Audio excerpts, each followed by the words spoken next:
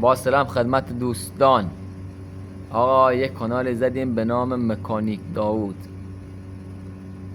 تازه شروع کردیم، لطفا حمایت کنید. البته نمیخواد حمایت کنید، ولش کن، همینطور بهتره، خودش روش میکنه. و این کلیپ هم گرفتم که آقا هر کاری که میخوایم انجام بدیم اولش سخت، الحکم لله.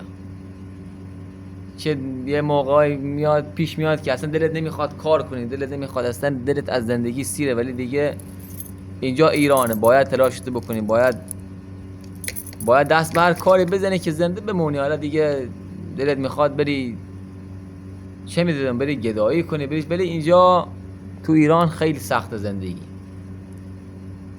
و بچه ها هم از اینجا که جایی شنیدم هی میگن کانال یوتیوب بزنید، کانال یوتیوب بزنید. ما هم یه کانال زدیم حالا فعلا تا ببینیم، ولی میدونیم که موفق میشیم 100%. با ما فرزند ایران هستیم و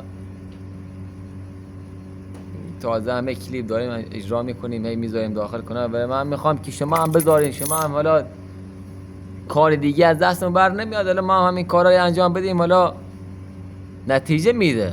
همه دارن نتیجه میگیرن. با ما مگه ما چی بهش میگن،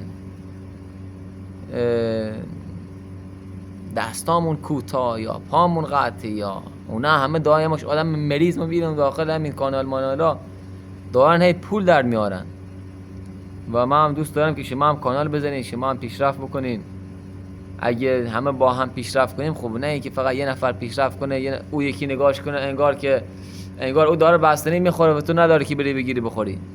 خدا وکیلی. و میخوام که همه تون هر جا که هستین پیروز سربلند باشین و همیشه تنتون سالم باشه.